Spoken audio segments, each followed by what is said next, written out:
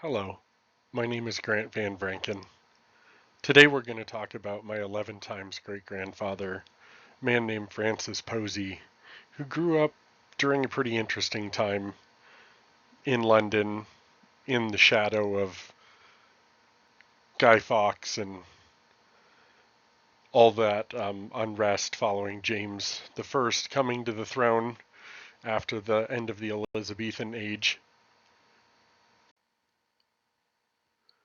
Francis Posey makes his first entry into the official records when Richard Deane orders him kept at Bridewell prison until he could be sent to Virginia, and the date of that is 19th of July, 1628.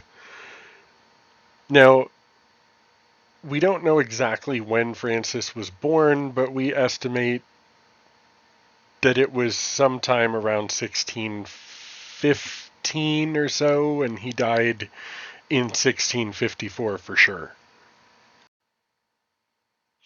Bridewell had been a palace of Henry VIII, and his children didn't use it, so they gave it to various people, and it ended up becoming an orphanage slash workhouse slash prison for delinquent and poor youth of London, which is apparently how Francis ended up there. Francis Posey was in America no later than June 11th, 1637, when William Farrar Jr. patented 2,000 acres of land, including a big island called Farrar's Island. And Francis was one of the people listed as being transported, and some of the other 39 people listed on there had been here since the early to mid 1620s. So it's reasonable to assume that Francis came here anywhere from after July 1628 until 1636 or so. And then we know for sure he went back to England because he applied for land later on, stating that he had imported himself and a manservant in 1640. And then by 1641, on March 2nd, he was listed as a citizen of St. Mary's County. William Farrar Sr. was a fascinating guy. He was born in 1583, died in 1637. He was a direct descendant of King Edward III and was a shareholder of the Third Virginia Company Charter, and he bought 3 shares at £37 10 shillings, and that was over 3 times the annual salary of a skilled laborer in London at the time. So it was a decent amount of money, for sure. He emigrated in 1618, and he was on board the Neptune along with Thomas West, Baron Delaware, who died on the journey. William survived the Jamestown Massacre of 1622. However, 10 settlers on his patent were slain. He spent the rest of his time at Jordan's Journey, which is modern-day Jordan Point, Virginia. Ended up being on the Council of Virginia as an advisor to the royal governor, judge of the highest court in the colony, member of the Virginia General Assembly, a magistrate, and like I said, Francis Posey was one of the 40 headrights that he used to get 2,000 acre land grant for Farrar's Island. And there's a picture of his coat of arms here, or his father's. They were known people back in England.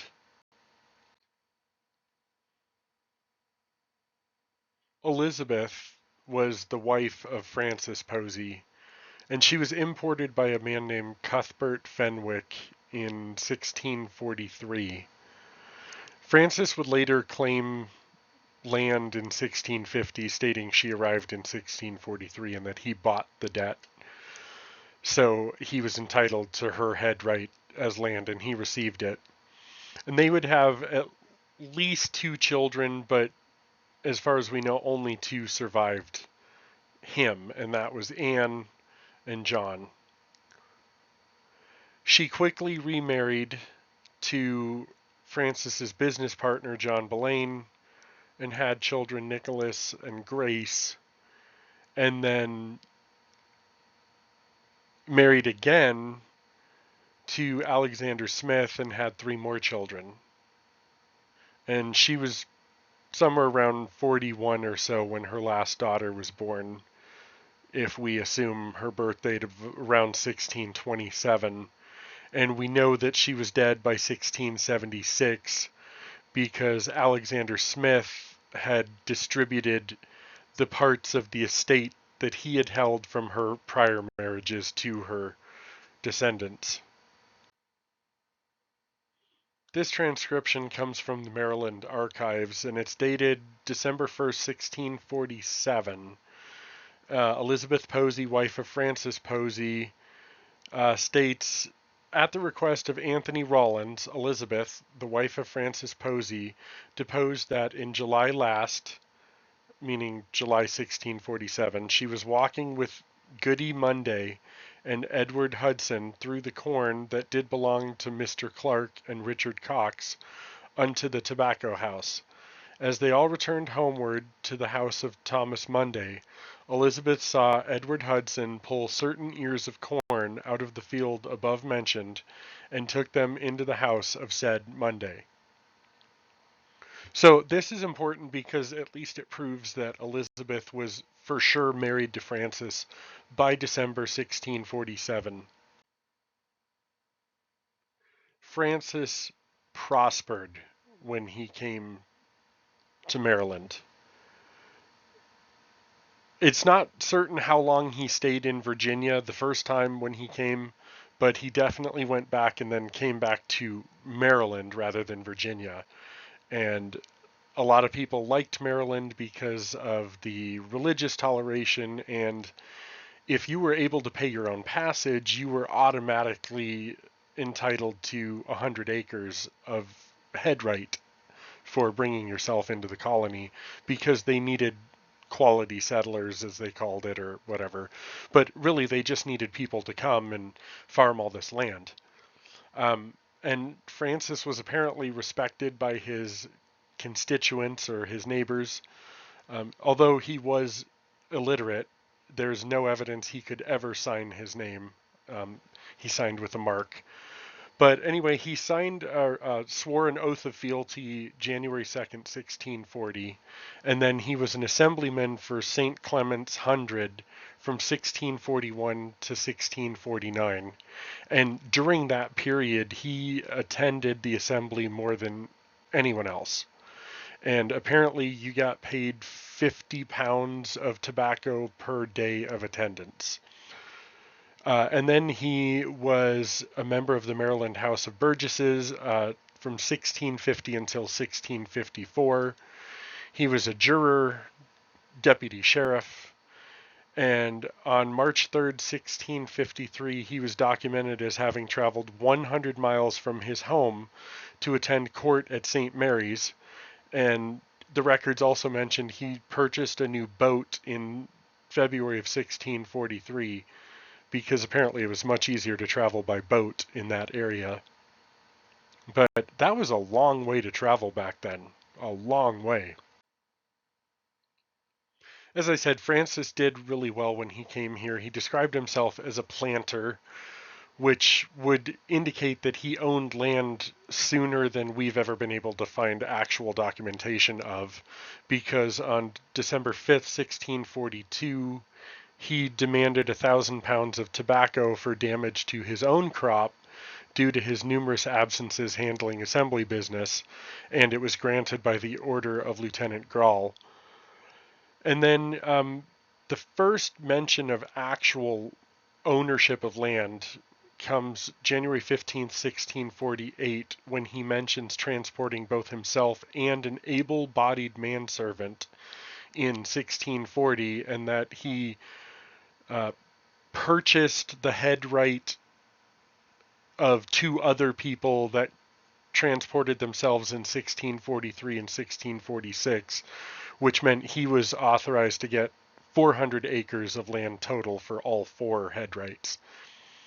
And then the following year, in July 1649, he obtained a patent to 700 acres, which included his original 400 and then 300, which was joint owned by John Belaine, his now business partner, and who would end up marrying his widow.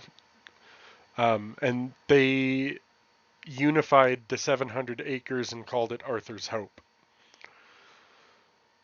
And then the following year, Francis patented another 150 acres by himself, which mentions his wife's 1643 importation, and that he had purchased her indenture or whatever left of her contract from Cuthbert Fenwick. And then August 26, 1650, he partnered with John Belaine, and they purchased Rakepacole from Benjamin Gill, which was a 2,000-acre tract, and the ownership deed said that their ownership would last, quote, until the end of the world, end quote. And then there's another patent, but it doesn't say the date, but it says he purchased 200 acres from Paul Simpson, and it would be sometime in the early 1650s, because we know he was dead by 1654. And then in May of 1650 something, John Belaine again partnered with him and secured 400 acres known as Posey or Bachelor. All told, we know that Francis at least owned 3,450 acres in his lifetime, and that he sold 450 acres of that in February 1652. And then Arthur Turner, in August of 1659, in his will, mentions that he had purchased 500 acres from Francis Posey, but it doesn't say when. This is the actual patent to Francis Posey and John Belaine for the 700 acres lying on the Wacocomiko River. And it also mentions Posey's Creek and Posey's Run, and then another creek called Burlane's Fresh or Fish, containing 700 acres more or less.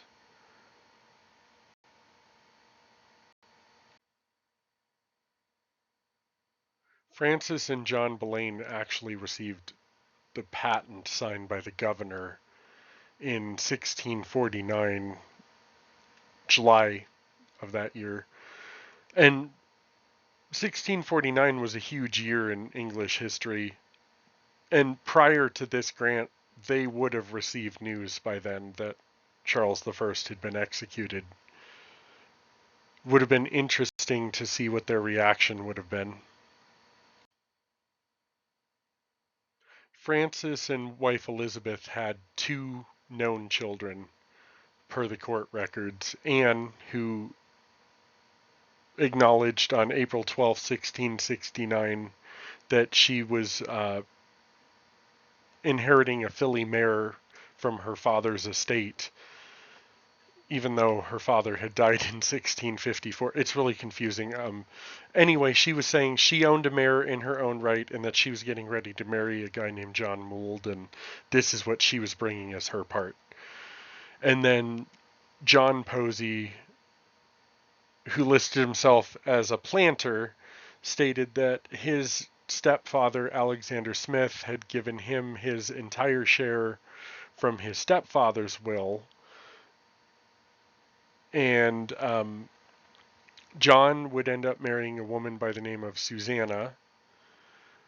and she would end up marrying another time after he died to a guy named Austin. And by January 1691, she was given a third of John's estate, and the rest was split between the children. And their children were Benjamin, who ended up marrying his half-brother Nicholas Belaine's widow, Mary. Kind of confusing. And then they had daughters Susanna Philpott, Elizabeth Allison, Mary, Jane Cornish, and then two more sons, Humphrey and John, who were actually provided specifically with land in their father's will, so they did not share in the rest of the estate like the other children did.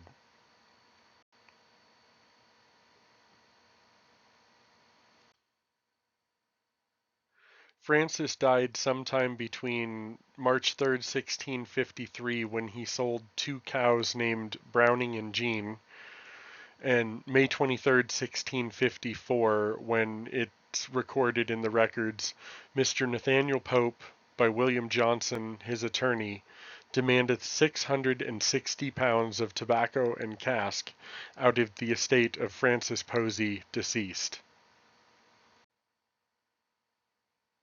362 years after the Lord Mayor confined Francis Posey to Bridewell until he could be transported to Virginia, my 2,000-plus day journey in foster care came to an end, and I was adopted on July 19th, which I think is a bit serendipitous.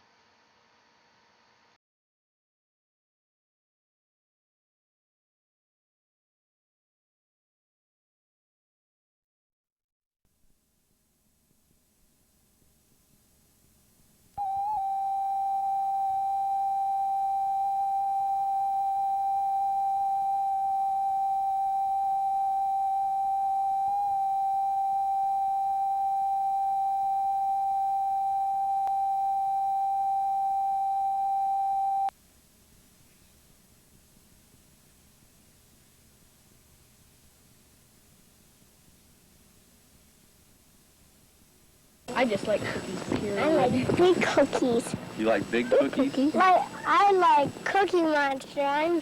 I eat cookies just like Cookie Monster. Oh, yeah, in one big bowl. You've just met Michael and Grant, the cookie fiend of the family. The older brother is Billy, and their sister is Tony. 4 kids together in need of a home. You have the whole day to yourself. What do you like to do? Go swimming. Yeah? At a pool or in a lake or Anywhere. anywhere? What do you like to do? I like to play badminton with my brother and go swimming. Yeah? Swimming, especially on a record-breaking afternoon like the one we spent with them, is something all these kids agree is a favorite pastime. Who can swim on their back? Whoa, can you swim on your back? Not No. yet. We used to when we were 4 Oh, really? with our little inner tubes. And once I went underwater and I fell off the inner tube and I fell underwater 2 times. Yeah? Were you scared? No. No. You can tell who the talkative member of this family is, Grant. But 12-year-old Billy is the oldest. He's in the 6th grade and does well in school. And so does his sister, Tony. I like social I like making studies the because I culture. always get A's in it. Oh, yeah? That's a good reason. You get A's, and that's great. I do a lot of History and extra things like credit. that? I like doing extra credit. Then there's 6-year-old Michael and 5-year-old Grant. They're bright, healthy, happy youngsters who just need somebody to give them a chance. If you're interested in adopting these siblings, please call Ruth at 309-693-5430.